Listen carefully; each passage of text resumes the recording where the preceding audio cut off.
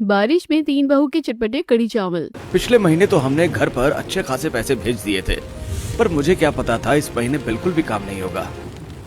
हाँ भैया, पिछले महीने पूरे 25,000 भेजे थे। देखते हैं इस महीने कितने का जुगाड़ होगा। लेकिन आजकल मोहन पता नहीं कहाँ रहता है। उसका काम ठीक से चल भी रहा है या नहीं, उसकी माया वही जाने। फिलहाल चलो थोड़ी देर आराम कर लेते हैं। दोनों भाई चाय की टपरी पर बैठकर चाय पी रहे थे और बारिश हो रही थी। बात खत्म होने पर दोनों अपना छाता खोलते हैं और वहां से चले जाते हैं। वहीं दूसरी तरफ गांव में उनके परिवार वाले बहुत खुश थे। निधि अपने भतीजे मोनू के साथ बारिश में नहा रही थी। रिमझिम मेघा बरसे। निधि आराम से बारिश को एंजॉय करते हुए गोल घूम रही थी, लेकिन तभी पीछे से मोनू आकर निधि के ऊपर बाहर आंगन का कीचड़ का पानी डाल देता है। देखा बुआ, मैंने आपको कीचड़ में गंदा कर दिया। रुक जा मोनू के बच्चे, तुझे भी बताती हूँ। निधि भी मोनू के ऊपर थोड़ा सा पानी डाल देती है। दोनों बाहर बारिश एंजॉय कर रहे थे और वहीं दहलीज पर बैठकर सविता और रमेश उन दोनों को देख रहे थे। बस दोनों आराम से खेलो, कहीं गिर मत जाना। और ये लड़की भी ना इस मोनू के साथ बिल्कुल बच्ची हो जाती है। कोई बात नहीं भाग्यवान, हमारी बेटी को भी एंजॉय करने दो। कितनी खुश लग रही है। घर के अंदर दोनों बहू मिलकर आज सबके लिए चटपटे कड़ी चावल बना रही थी। चलो, हमारे बढ़िया चटपटे प्याज के पकोड़े तो तैयार हो गए हैं। प्रीति, थोड़े से पकोड़े अलग निकाल देना। तुम्हें पता है ना निधि और मोनू को अलग से पकोड़े खाने कितने अच्छे लगते हैं। चिंता मत करो दीदी, मैंने सिर्फ उनके लिए ही नहीं सबके लिए अलग से थोड़े से पकोड़े बना लिए हैं। अगर बाद में किसी को खाने भी होंगे तो हम फ्राई करके उन्हें दोबारा गर्म करके दे सकते हैं। फिर तो अच्छा है। चलो, मैंने बेसन और दही का घोल भी तैयार कर लिया है। तीनों बहू मिलकर कड़ी तैयार करती हैं। उन्होंने पहले पकौड़े तैयार कर लिए थे, कुछ पकौड़े अलग से रख लिए थे। उसके बाद एक कढ़ाई में तेल गर्म करके उसके अंदर हींग और करी पत्ता सब चीजों को मिलाकर छौंक तैयार किया जाता है और उसके बाद उसमें बेसन और दही को मिक्स करके उसे अच्छे से घोटकर काफी देर तक मध्यम आंच में पकाया जाता है। रोशनी कड़ी को करछी से चला रही थी। वैसे अब जाकर हमारे घर के हालात सुधर गए हैं। अब हमें हर महीने 25,000 अगर घर खर्ची के लिए मिल रहे हैं तो मुझे काफी खुशी हो रही है। तुमने सही कहा, वरना यहाँ पर रहकर तो तीनों भाई मिलकर ठीक से कुछ कमा भी नहीं पा रहे थे। हम पहले उन्हें शहर में जाने से मना कर रहे थे, लेकिन अब अच्छा है कि शहर में जाकर वो अच्छा काम कर रहे हैं। तीनों बातें कर रही थी और फिर कड़ी में पकौड़े डालकर उसे थोड़ी देर और पकाया जाता है। कड़ी तैयार होने के बाद चूल्हे पर चावल पकने के लिए रख दिए जाते हैं। चलो जी, खाना तो बन गया। तभी घर के सारे सदस्य घर के अंदर आ जाते हैं और निधि और मोनू भी नॉर्मल पानी से नहाकर कपड़े बदल लेते हैं। फिर पूरा परिवार साथ बैठ जाता है और खाना खाने लगता है। आज सभी बारिश में चटपटे कड़ी चावल खा रहे थे। सबको चटपटे कड़ी चावल बहुत पसंद थे। सच में बहू, तूने तो एकदम मन खुश कर दिया। बारिश में चटपटे कड़ी चावल खाकर तो मजा ही आ जाता है। हाँ, अभी बहुत ज्यादा भूख लग रही थी और कुछ चटपटा खाने का भी मन कर रहा था, तो अच्छा है कि चटपटे कड़ी चावल ही खा लिए। जी पापा जी, अब खाने का समय हो रहा था, इसलिए हमने सबके लिए चटपटे कड़ी चावल बना दिए और हमने पकोड़े भी निकाल कर रखे हैं। आप चाहे तो शाम को चाय के समय पकोड़े भी खा सकते हैं। मेरी तीनों बहू कितनी समझदार है, सबके बारे में कितना सोचती है। भाभी, मजा आ गया कड़ी चावल खाकर। मुझे जरा और कड़ी मिलेगी? हाँ हाँ बिल्कुल, बहुत है। यूं ही दिन गुजर रहे थे, लेकिन अभी पूरा परिवार अनजान था कि उनके साथ क्या होने वाला था। मोहन एक आदमी को कॉल करता है। अरे भैया, हमें डिलीवरी करने के लिए सामान क्यों नहीं मिल रहा? इस महीने हमने ज्यादा पैसे कमाए नहीं, हमें घर पर भी पैसे भेजने हैं। अभी हमारे पास आगे से ही कोई सामान नहीं आ रहा तो हम आपको कैसे कोई सामान भेज सकते हैं? अभी हमारे पास कोई काम नहीं है। ऐसा मत करो, हमें बहुत काम करना है और हम एक हफ्ते से खाली बैठे हैं। देखिए, मैं इसमें आपकी कोई मदद नहीं कर सकता, लेकिन मैं आपको एक नंबर देता हूँ, शायद वहां पर आपको काम मिल जाए। वो आदमी मोहन को एक नंबर भेज देता है। कॉल कट होने के बाद, क्या बात है मोहन, कहीं कोई बात नहीं बन रही क्या? नहीं भैया, सब बात बन जाएगी, चिंता मत करो। शहर में बहुत काम है, जरूरी नहीं है कि सिर्फ एक जगह काम नहीं है तो और कहीं पर भी काम नहीं होगा। हाँ, हालांकि यहाँ पर हमारा काम अच्छा चल रहा था, पर कोई बात नहीं, दूसरी जगह का सामान डिलीवर कर लेंगे। हाँ, हमें तो बस काम करने से मतलब है। वैसे हमने कुछ पैसे बचाए हैं। महीना खत्म होने वाला है, अभी 20,000 हैं, तो घर खर्ची के लिए अभी ही भेज देते हैं। कोई बात नहीं भैया, 1 तारीख के बाद भेज देंगे। नहीं नहीं, 1 तारीख आने में भी सिर्फ 5 दिन बचे हैं, भेज ही देते हैं। रोहन घर खर्ची के लिए पैसे भेज देता है। रजत कॉल करके संगीता को सारी बात बता देता है। तो इस वजह से पैसे हम कम भेज पा रहे हैं, लेकिन अब दूसरी जगह काम मिल गया है तो सब ठीक हो जाएगा। हाँ, आपको परेशान होने की कोई जरूरत नहीं है। पिछले महीने 25,000 थे, तो इस महीने 20,000 भी बहुत है, हम काम चला लेंगे। रजत से बात करने के बाद संगीता प्रीति और रोशनी के साथ एटीएम से जाकर पैसे निकलवाती है। इस बार इन्होंने हमें कम पैसे क्यों भेजे हैं? क्या उनका काम ठीक से नहीं चल रहा? ऐसा नहीं है, उन्होंने बोला है कि वो एक दूसरी जगह पर काम शुरू कर रहे हैं, तो पिछली जगह की कमाई से उन्होंने 20,000 बचाए थे। अभी महीना पूरा होने में कुछ दिन बाकी थे, इसलिए उन्होंने हमें कम पैसे भेजे हैं। चलो अच्छा है। उन्होंने अभी 10,000 निकलवाए थे। प्रीति कुछ पैसे लेकर राशन वाली दुकान पर जाती है। आप 15 दिन का राशन हमारे घर पर भेज देना, मैंने सारी लिस्ट बना कर दे दी है। हाँ, लेकिन मैं पूरे पैसे लूंगा, उधार पर राशन नहीं देने वाला मैं। प्रीति मुस्कुराकर दुकानदार को पैसे देती है। जितने पैसे बन रहे हैं बता दीजिए, मैं एडवांस पेमेंट कर देती हूँ, उसके बाद तो सारा राशन घर पहुँच जाएगा। हाँ हाँ, बिल्कुल पहुँच जाएगा। प्रीति पैसे देकर वहाँ से चली जाती है। इन गरीबों के दिन कैसे सुधर गए? अचानक से इतना पैसा कहाँ से आ रहा है इनके पास? पहले तो 10-20 रुपए का राशन लेकर जाते थे या फिर उधार पर लेकर जाते थे। वहीं दूसरी तरफ घर पर जब छत से थोड़ा सा बारिश का पानी टपक रहा था, तो संगीता खाली बर्तन टपकते हुए पानी के नीचे रख देती है। हे भगवान, अभी तो बस मौसम शुरू हुआ है और अभी से ही ये हालत हो रही है। काश हमारी छत ठीक हो जाती। अरे बेटा, अब क्यों चिंता करती है? अब तो तीनों बेटे अच्छा कमा रहे हैं, अब देखना कुछ ही दिनों में हम अपनी छत भी ठीक करवा लेंगे। इस तरह सब ठीक हो रहा था, लेकिन कहते हैं ना कि जिंदगी में कभी भी कुछ भी हो जाता है। रजत और रोहन ने जहां नई जगह काम किया था और उनके ट्रक में जो सामान लोड करके जा रहा था, मैं तो बहुत थक गया, इतना लंबा सफर था आज का। बस मंजिल आने वाली है, उसके बाद घर जाकर आराम करेंगे। दोनों ट्रक चलाते हुए बातें कर रहे थे और सामने पुलिस की नाकाबंदी थी। वो सबकी तलाशी ले रहे थे। बाहर बहुत तेज बारिश हो रही थी और जब रजत और मोहन की बारी आती है, ए, चलो जल्दी नीचे उतरो। उसके बाद रजत और रोहन ट्रक से नीचे उतरते हैं। जब पुलिस वाले उनके ट्रक की तलाशी लेते हैं, अरे साहब, यहाँ पर तो गलत सामान मिला है। ये सब बात सुनकर रजत और रोहन के भी पसीने छूट जाते हैं और जब पुलिस वाले तलाशी लेते हैं तो उन्हें उनके ट्रक में इल्लीगल सामान मिलता है। दोनों को पुलिस वाले अरेस्ट कर लेते हैं। सर, हमें छोड़ दीजिए, हमने कुछ नहीं किया। हाँ, हमने कुछ नहीं किया, हमें नहीं पता है इन सब चीजों के बारे में। हर मुजरिम पकड़े जाने पर ऐसा ही कहता है। उन दोनों को अरेस्ट करके वहां से ले जाया जाता है। यहाँ सविता जब कुछ पड़ोसनों से मिलने जाती है तो सब ऐसे ही बैठकर बातें कर रहे थे। अब तो शर्मा का बेटा भी शहर चला गया, उसे भी वहाँ पर अच्छा काम मिल गया है।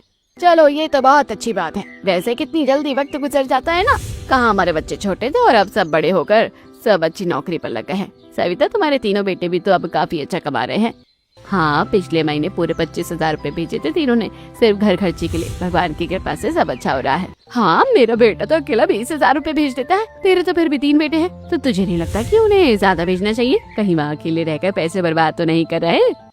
शांति ने जलन में ऐसा कहा था। वो सविता के ऊपर बात कर रही थी, लेकिन सविता को गुस्सा आता है और वो करारा जवाब देती है। मैंने सुना है कि 1 साल तक तो तेरे बेटे ने 2,000 भी नहीं भेजे थे, और मेरे बेशक 3 बेटे हैं, लेकिन दूसरे महीने में ही उन्होंने 25,000 भेज दिए हैं, तो ज्यादा बेहतर कौन हुआ? इस तरह सविता शांति का मुंह बंद कर देती है और वो मुंह बनाकर वहां से चली जाती है। और वहीं दूसरी तरफ मोहन जब फोन पर रोशनी से बात कर रहा था, तुम्हें पता है हमारे अच्छे दिन आने वाले हैं।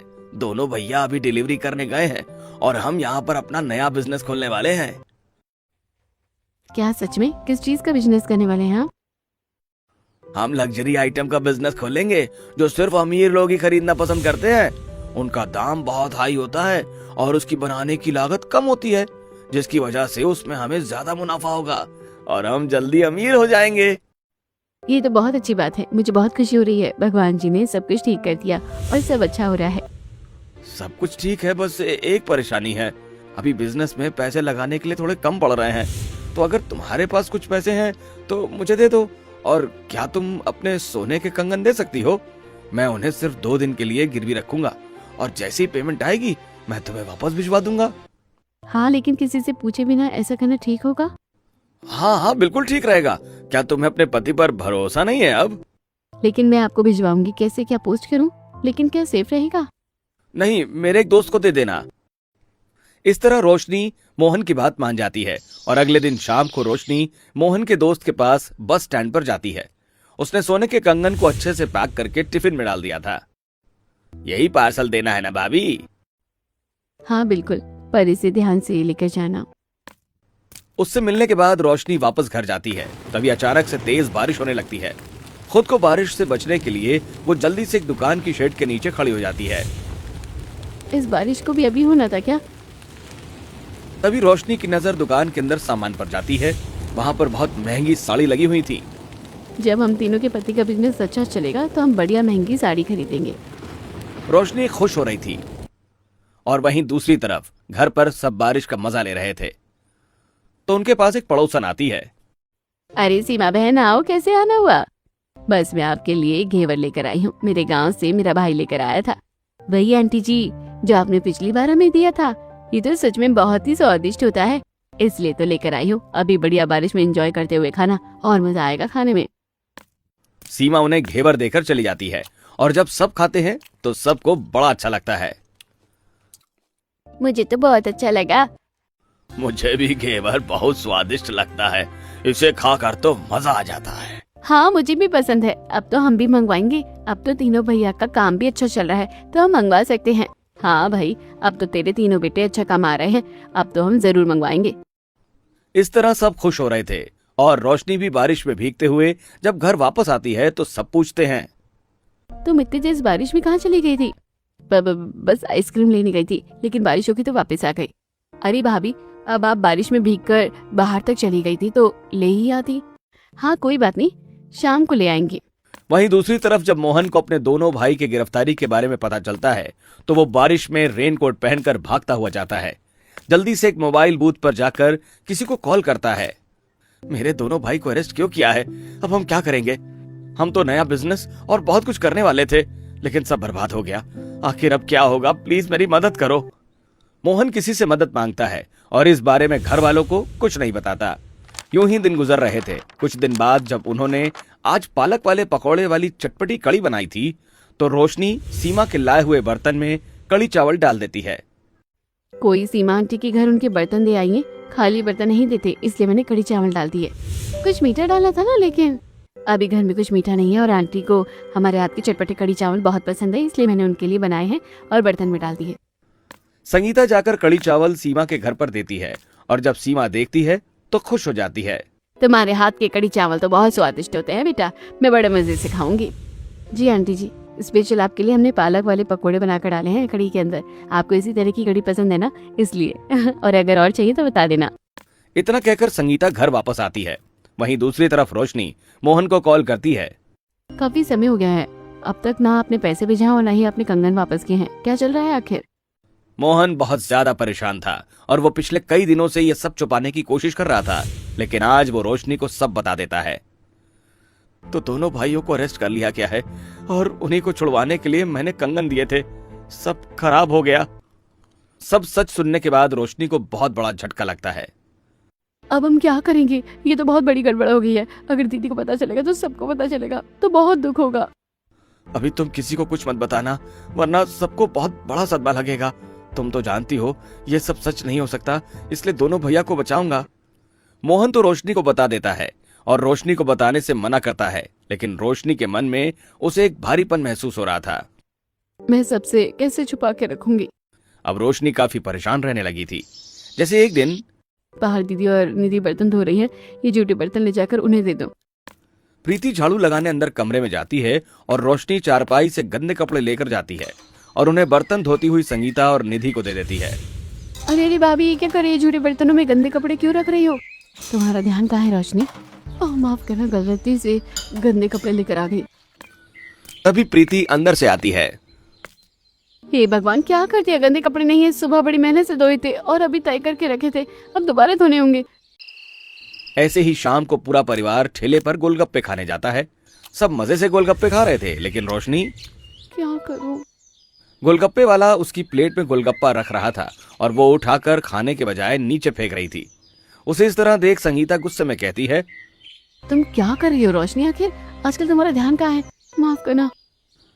इस तरह दिन गुजर रहे थे और जब घर पर काफी दिनों तक पैसे नहीं आ रहे थे तो अब हम क्या करेंगे? मोहन भी कह रहा है कि कुछ भी ठीक नहीं है। उन्होंने बिजनेस में पैसे लगाए थे तो अभी पैसे डूब गए हैं। समझ नहीं आ रहा कि एक हफ्ते का राशन बचा है और पैसे भी बहुत कम है। अगर सारे पैसे खत्म हो जाएंगे तो मुश्किल होगी। मोहन ने घर वालों से ऐसा बहाना लगाया था। जब घर की स्थिति खराब होने लगती है तो कुछ दिन बाद मुझे लग रहा था तीनों बेटों ने सब संभाल लिया, लेकिन यहाँ तो उल्टा हो गया। फिर से खाने के लाले पड़ रहे हैं। हम ऐसे हाथ पर हाथ रखकर नहीं बैठ सकते। हमें कुछ करना होगा, कहीं काम ढूंढना होगा। इस तरह तीनों बहू अब काम ढूंढने लगती हैं, लेकिन उन्हें कहीं काम नहीं मिलता। एक जगह प्रीति को काम तो मिल जाता है, लेकिन एक दिन बहुत तेज बारिश हो रही थी और प्रीति बारिश में भीगते हुए एक ढाबे पर जाती है। बाप रे, आज तो पूरी किचन में सनने वाली हूँ मैं।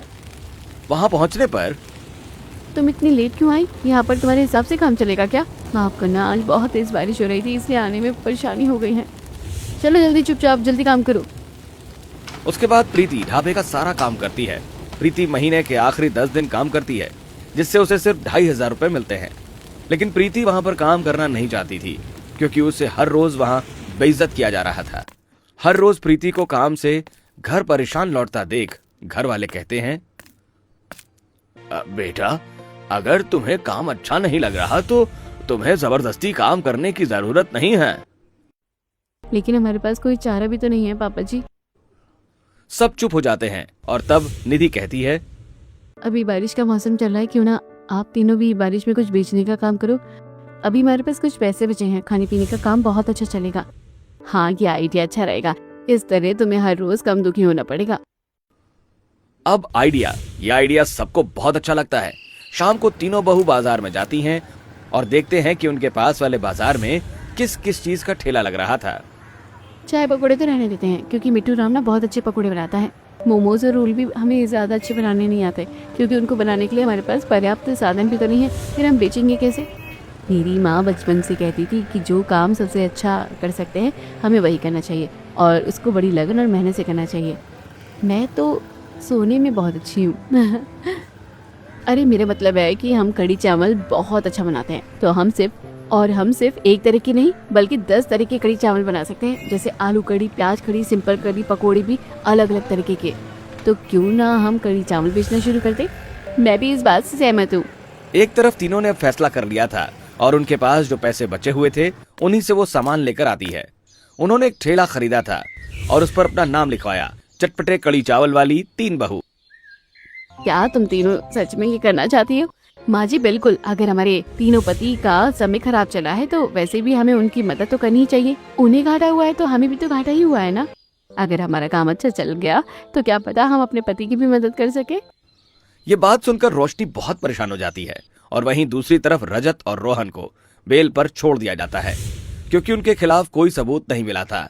लेकिन उन्हें एक सच पता चल जाता है, हमारा छोटा भाई मोहन हमें इतना बड़ा धोखा दे सकता है, मैंने कभी नहीं सोचा था।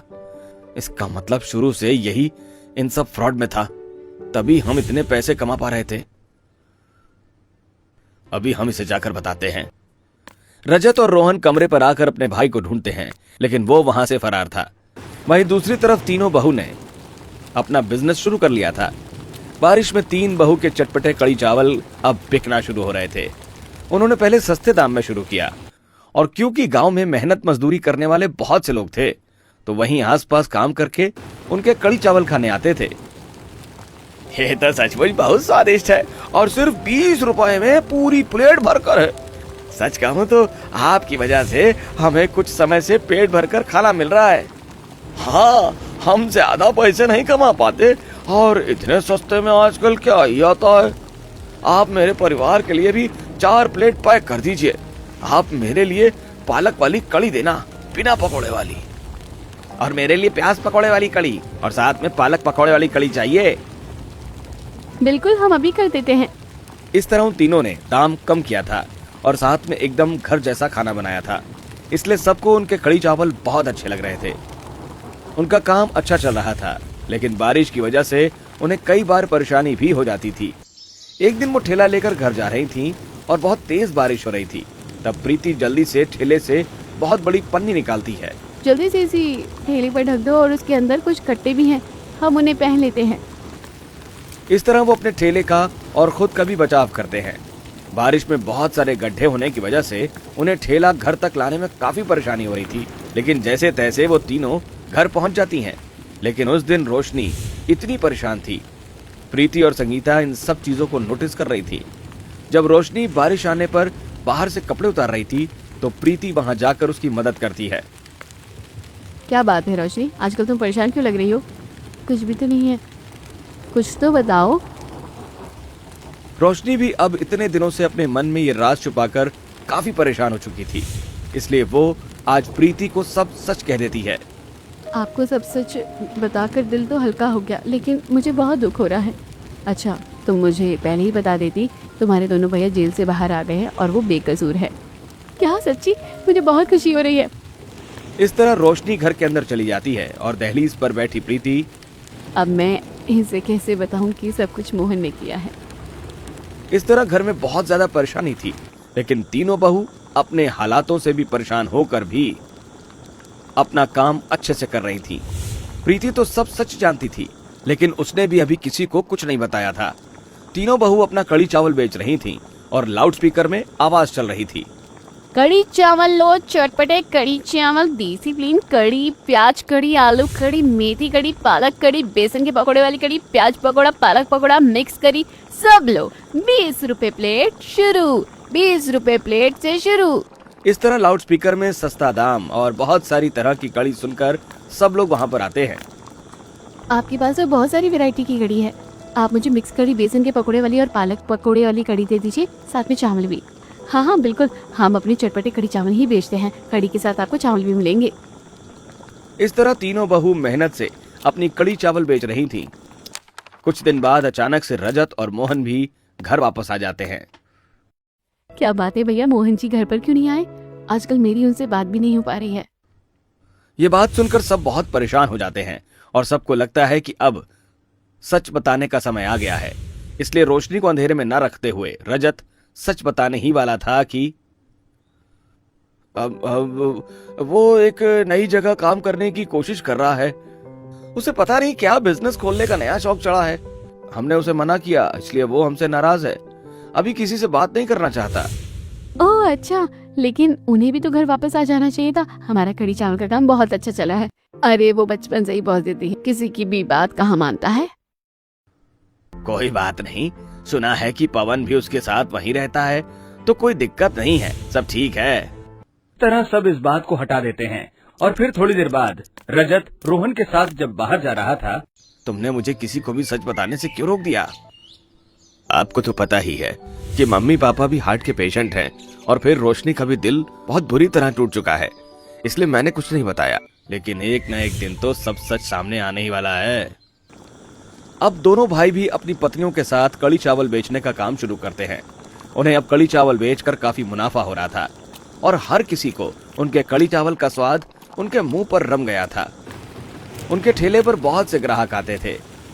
मुझे खुशी है कि तुम सबका काम बहुत अच्छा चल रहा है। तुम सच में बहुत अच्छे ही कड़ी चावल बनाते हो। आज तो बड़ी बढ़िया बारिश हो रही है और आज तुम्हारे हाथ के चटपटे कड़ी चावल खाकर मजा ही आ गया। बिल्कुल आंटी जी, हमारी तरफ से आप स्पेशल 3 तरह की कड़ी चावल लेकर चाहिए और आपके लिए बिल्कुल मुफ्त। नहीं बेटा, अभी तुम्हारा बोनी का समय है, घर की अलग बात है, लेकिन यहाँ दुकानदारी पर ये सब नहीं चलेगा।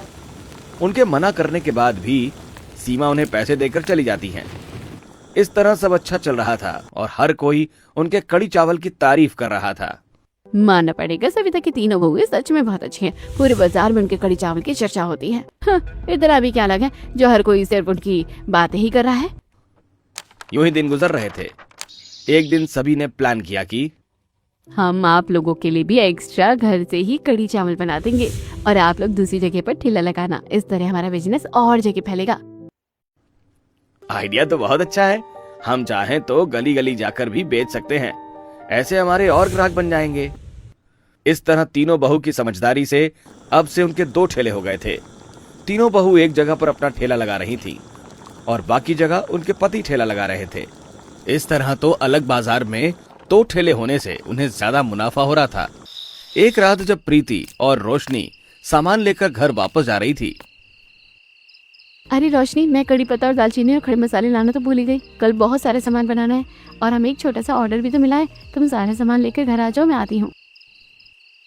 रोशनी सारा सामान लेकर घर आती है और प्रीति सामान खरीद कर जा रही थी कि तभी बारिश होने लगती है। अरे बारिश के मौसम में तो कुछ नहीं पता रहता कि कब अचानक से बारिश हो जाती है। क्या यार, आज ही भीगना है। छाता भी नहीं लेकर आई। प्रीति बारिश में भीगते हुए जल्दी जल्दी जा रही थी, लेकिन तभी पीछे से एक वैन आती है और 2 लोग उसमें से निकालकर उसे किडनैप कर लेते हैं। बारिश में उसका मसाला वहीं गिर जाता है। बचाओ। लेकिन बारिश होने और रात होने की वजह से कोई वहां नहीं था, तो वो लोग प्रीति को ले जाते हैं और काफी देर तक भी। जब प्रीति घर वापस नहीं आती तो सब बारिश में उसे ढूंढ रहे थे। प्रीति, तुम कहाँ हो? प्लीज वापस आ जाओ। प्रीति, प्रीति कहाँ हो तुम? इस तरह सब बारिश में प्रीति को ढूंढ रहे थे, लेकिन प्रीति कहीं नहीं मिलती और रात को ही पुलिस स्टेशन में उसकी रिपोर्ट लिखवाई जाती है। घर आने के बाद प्रीति के लिए सब बहुत परेशान हो रहे थे। बस मेरी बहू एकदम सही सलामत हो, पता नहीं उसके साथ क्या हुआ है। मुझे बड़ी चिंता हो रही है। भगवान पर भरोसा रखो, सब ठीक हो जाएगा। सब परेशान हो रहे थे और वहीं दूसरी तरफ किडनैपर्स ने प्रीति को एक कमरे में बंद किया था। मुझे यहाँ क्यों बंद किया है? हमने गलती से गलत लड़की को किडनैप कर लिया। हमें तो मोहन की पत्नी को किडनैप करना था। वो कमीना हमारे पैसे लेकर भाग गया। आदमी गुस्से में वहां से चला जाता है और कमरे का ताला लगा देता है। प्रीति इसी मौके का फायदा उठाकर अपनी साड़ी वाली पॉकेट से फोन निकालती है और घर वालों को मैसेज पहुंचाती है और अपनी लाइव लोकेशन दे देती है। जैसे ही संगीता उसका मैसेज देखती है, वो पुलिस के पास जाती है और पुलिस वाले बिना देरी किए प्रीति के पास पहुंच जाते हैं और किडनैपर्स को पकड़ लेते हैं। प्रीति को सही सलामत घर वापस लाया जाता है। तुम ठीक तो हो ना? क्या हुआ था? कहते हैं ना, आखिर सच कब तक ही छुपता। पुलिस वाले सारी लीड फॉलो करते हैं और उन्हें सब पता चलता है कि सब मोहन की वजह से हुआ और उसने कितना बड़ा फ्रॉड किया था। वो इलीगल सामान बेचता था और उन लोगों के साथ इन्वॉल्व था और उसे पकड़कर गिरफ्तार कर लिया जाता है। सब जेल में उससे मिलने जाते हैं। मम्मी, पापा, भैया, मुझे सब बचाइए। मेरी बेल के लिए अपील कर दीजिए। तुझे क्या लगता है कि तू कुछ भी गलत करेगा और हम तेरा साथ देंगे? बिल्कुल नहीं। गलती की है तो सजा भुगत। इंस्पेक्टर साहब, हमारे बेटे ने गलती की है तो इसे उसकी सजा मिलनी चाहिए। हम इसके पक्ष के लिए बिल्कुल भी तैयार नहीं हैं।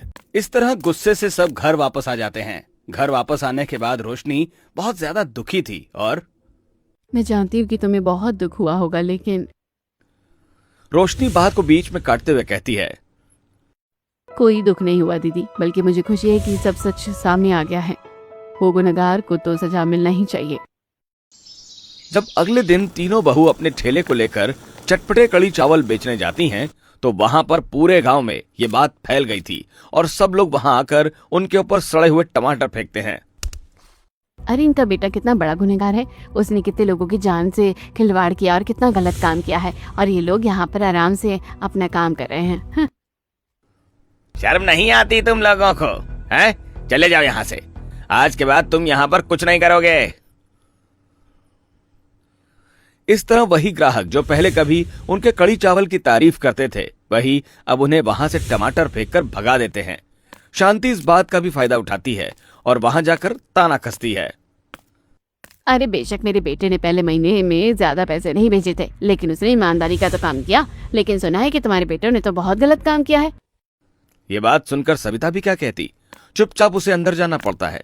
इस तरह उनका जीना मुश्किल हो जाता है और सीमा उनसे मिलने आती है। मैं जानती हूँ कि ये बहुत बुरा समय है, लेकिन आप लोगों की बहुत बड़ी हिम्मत है कि आपने बेटे को सजा दिलवाई, उसका साथ नहीं दिया। पर समाज वाले ऐसे ही होते हैं, कुछ अच्छा लगता है तो अच्छा कहते हैं, बुरा लगता है तो बुरा कहते हैं। पर कोई हमें भी तो गुनहगार समझ रहा है, जबकि हम बिल्कुल निर्दोष है। समाज ऐसा ही करता है, एक सदस्य की वजह से पूरे परिवार को बुरा बना देता है। मुझे लगता है कि तुम्हें यहाँ से चले जाना चाहिए, वरना ये लोग जीने नहीं देंगे।